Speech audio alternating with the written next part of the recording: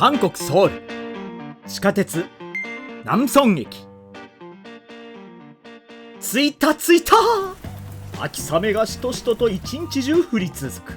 とはいえ食欲の秋という言葉通り、お腹は雨では満たされない。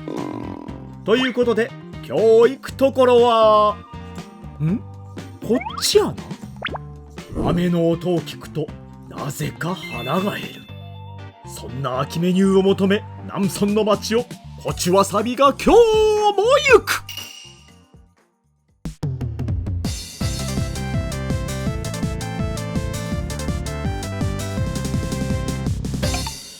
駅を出てすぐ目の前には市場がある。道の両側にはお店がずらっと並んでる。ここをまっすぐ行くと花草にも行けるらしい。スポーツの秋ってことか。その前に腹ごしらえやろ。っていうか、あれいつの間にか通り過ぎてる。いつ店あったかな。目の前にはホームプラスエクスプレス。そう、今日のお店は駅から超急行なんや。俺の足も超急行。再び駅に戻ってきた。さっき着いたって叫んだあの場所、実はこっちやってん。ほら見えてるやんか。着いた。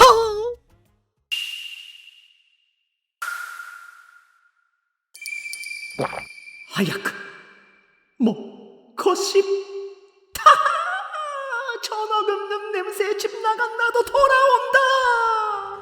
今日のお店はマシュ書いてるやん。チョノクイ。焼く匂いで出て行った嫁も戻ってくるということわざもあるぐらいの秋の味覚。この店昼は完食バイキングもしてる。レッドカーペットを踏んで入ってください。レッドカーペットはなかったけど代わりに100年店の看板が輝いてる。そんなお店で秋の味覚を味わうで入店です。オープンと同時に入ってきた店内は小さいお店だが清潔感が漂う。100年店に選ばれたという垂れ幕もあり、地元の名物店でもある。お酒の瓶もただ並べてるわけじゃなく、石とか入っておしゃれな感じ。大丈夫かな俺。雰囲気はとてもアットホームな感じ。今が旬。ボルキョセコマ。ボルキョはチョンラ南道の地名でコマが有名よね。なるほど。じゃあ決まり。売り切れやって。実は撮影してるこの日はチュソクで全部休んでるから入荷ができひんかったって社長さんが申し訳なさそうにおっしゃってた。コマッチョンとコマムチ。こっちはあるみたい。よっしゃ、旬は旬やからね。ポチッコマムチで、あいつはどこや。おるチョノクイ。そいつももちろんポチッ。飲み物はどうしよう。迷う。お酒の種類も結構いっぱいあるのよね。マッコリに焼酎にその他いろいろ。俺の背後にはこのポスター。これやな。決まりポチッ。こういう料理にはやっぱりマッコリやろ。雨も降ってるし。注文ポチッ。注文と同時に調理されるので多少時間がかかる。その代わり美味しい料理でおもてなしをしてくれるって。いや期待しちゃう。これは何やろ。貝殻が置かれてる。コマックが手に入らんかったし代わりにこいつで音聞いとこ。よく紙の音をするとか言うやん。なんも聞こえんかったわ。できた。真っ黄色。なかなか可愛らしいボトルってことで小さくぐるぐる嘘ぐるひっくり返してゆっくり開ける。波の音は全然聞こえへんかったけど、こいつの息遣いだけは聞こえる。吹き出さんように空気をシュシュッと抜いてやる。真剣そのもの。ほら完璧。下にある金色コースターにも負けないこのマッコリの色。色してるやん。雨の音を聞きながらトウモロコシマッコリ本日1杯目。そこまで甘ったらしくない。後味もさっぱりしてる。秋の暮れ、登山靴脱ぎ橋を取る。ありがとうございます。よく見たら東夷宝冠という朝鮮時代の医学書の文言まで書かれてた。これが温故知新やないのって言いながらでナレーションが続いた時、運ばれてきた基本のおかずはきゅうりとニラの和え物、白山菊のナムル、ごまとエリンギの和え物にもやしの和え物。じゃあまずはこのエリンギの和え物から。菊のお花も添えられてる。なんか上品な感じのエリンギをパクッと入れる。もうちょっと時間かかりそうやし、もやしの和え物も。ここは平常運転の俺。春夏秋冬かかわらずもやしはほぼ掴んでしまう。パクッとシャキシャキもやしの食感が頭の中で響き渡ると同時に、向こう側に目が移る。ランチでやってるバイキングのセルフバー。毎日変わるおかずでランチも気になんねんけど、明日のメニューが事前にわかるシステム。これは初めて見たわ。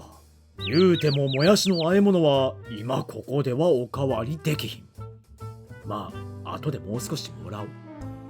トウモロコシマッコリを持ち上げ、おかずが進んでいく。ちなみに店頭にはマッコリの種類も季節ごとに書いてあったから、季節でいろんなマッコリも楽しめるみたい。マッコリは奥深いわ。そんな時、まず一品目が運ばれてくる。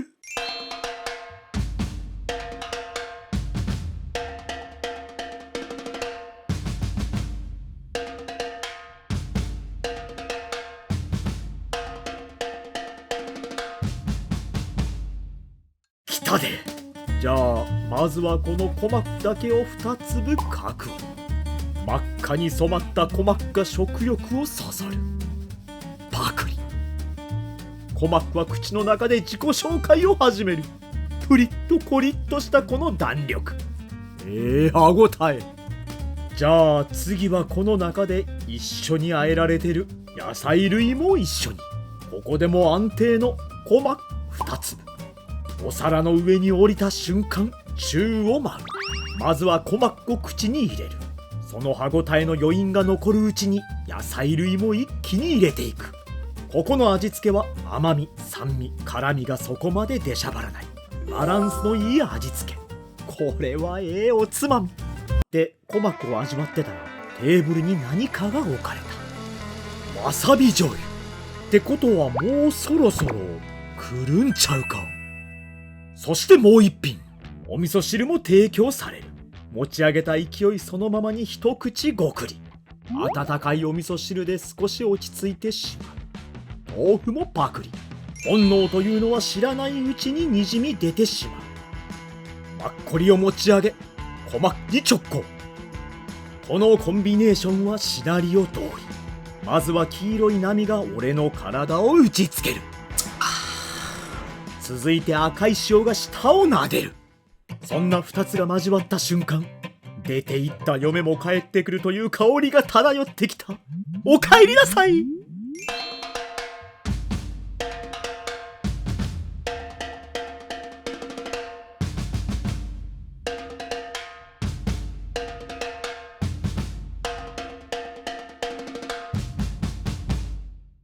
さあどうしよう。まずは1匹目やからな。豪快に手で一本釣り。まだまだ温かいこのチョノク。そいつを一気にかぶりつく。ホロホロしててもかぶりつく。呼び鈴が聞こえた。本当に帰ってきた。出てった嫁おらんけど。じゅわっと広がる身のうまみ、そして香ばしい皮の香り。サイズ感もしっかりあって、脂の乗っかりもちょうどいいバランス。細かい骨まで全然抵抗なく食べれんで、かじるたびにじゅわっとうまみが出るから、そのうまみを求めて口はすっかり虜になってしまった。きれいに骨まで取れる。骨についてる身も夢中になって食べてしまう。もはや完全なるにゃんこ大戦争。骨だけきれいに残るこの優越感。こりゃうまいわ。頭の部分も少し苦みが口に広がるが、これも魚の塩焼きの醍醐味。きれいに1匹目が終了。すぐさま動く黄色のボトル。今日マッコリにしといてよかったかも。頼んだ料理によく合う気がする。マッコリが体に入ると再び鼓膜に手が伸びる。これ分かりづらいかもしれんけど、鼓膜が結構な量入ってんのよ。この歯ごたえにこの量、食べ応え十分。でも貝のようにはじっとできない。ほらね、もう箸は動く。次はここでほぐしていこう。手間はかかるが、その分口に入れた時の満足感が大きいのは体験済み。身をほぐすたびに旨味が顔を出す。また骨の部分がきれいに取れたのでかぶりつく。第二次にゃんこ大戦争が勃発。チューチューしゃぶって再びの優越感。頭の部分の身も丁寧に取っていく。そして次はこいつを活用。わさびを醤油に溶かしていく。さっき社長さんわさび出してくれた時、こっちわさびへへへって言うて出してくれてんけど、そんな親切な社長さんが出してくれたわさび醤油にちょこっとつける。そのまま食べた時は淡白さが前面に出てたけど、醤油で深みが加わる。こうやって食べることで油の甘みがより一層引き立つ感じがする。気がつけばトウモロコシマッコリが傾いてた。ぐぐっと一気に体に入れる。言わずと知れた加速装置である。止まらぬ箸に笑顔の完全敗北。鼓膜の和え物もなんだかんだで少なくなってきた。だからお楽しみの時間がやってくるんよ。加速装置準備しとかんと。いつの間にかおかわりを持ってきてくれてはった。証拠りもなく大きく頬張ってると社長さんが横にいらっしゃった。ちょっとこれは恥ずかしい瞬間。これはオープン。器見たらご飯って分かってたけど、来たで来たで。やっぱり社長さんナイスタイミングってことで、ここでバーテンダーが出勤。そして出してくれた器にドボン。残った一粒逃さない。このお皿から鼓膜を一粒ずつ探す。宝探しの開始。高難易度ではある。食事をしてるという雰囲気と表情ではないが、やってることは鼓膜探し。さっき言うたでしょ。結構な量入ってたんよ。落とさんように気をつけて、赤い宝石を白いご飯に散りばめていく。もうこれだけで食欲そそるんやけど、その上からさらに海苔を振りかける。やはり食事をしている表情ではない。ここからまんべんなく混ぜていく。鼓膜ビビンパの誕生の瞬間。よく出して鼓膜だけ持ってきてもうたからな。ちょっとあかんわ。実は一番重要なこのヤンニョン、野菜たちと共にご飯へダイブ。ええ感じ。改めまして鼓膜ビビンパ誕生させていきます。混ぜてるだけで下からごま油のええ匂い。そんなごま油も混ざり、ツヤが出てきたご飯たち持ち上げる。これが本日のデザートとなる。スプーンに向かって大行進。このヤンニョム自体の味付けバランスがええから絶対にご飯に合うんよ。そしてご飯のお供にチョノクイ。再びお皿でほぐしていく。ビビンパと食べるために残しておいたからね。これは出ていった嫁だけではなく、ご先祖様も戻ってくるわ。気づけば立派な定食メニューになっとるやんか。チョノクイに鼓膜ビビンパ。おつまみから食事になっていくこの様を秋の雨の音とともに楽しむ。最高やないかい。テンションが最高潮。その勢いのまま食べ続けてしまう。なんだかんだで器の中のビビンパは気がついたら胃の中に入ってしまっていた。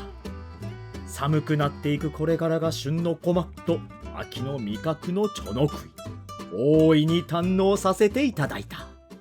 さてそろそろこいつも最後の一杯ぐらいになってきた。トウモロコシのマッコリ、甘いんちゃうかなってヒヤヒヤしてたけど、ちょうどいい甘さとすっきりさやった。だから最後の一滴まで。このお店は旬の食材を出してくれるお店やから、季節が変わればまた料理も変わる。春にはトダリスック食べに来よう。本日最後の一杯。ラスト一粒。これ食べれるよね。菊の花。ほら、これって食用でしょ。確かこれも秋の食材ちゃうかったっけ。確かそうよね。パクッと入れたらマッコリよりも甘かった。秋は短くなっても奥深い。ヤンソン駅の目の前にあるチョノク、コマなど旬の食材を出してくれるお店。秋の味覚でいやー大満足やー。なんやスターゲートアクターアカデミー、演技を学ぶ塾や。そういやレッドカーペットとか書いてあったしね。どこにあんねやレッドカーペット。でも俺レッドカーペットは何回か歩いたことあんねん。今は雨に打たれて走ってるけど。ということでカバンにぶら下がるレッドコチとともに今日の食物語はこれでおしまい。チャイモグスミだ。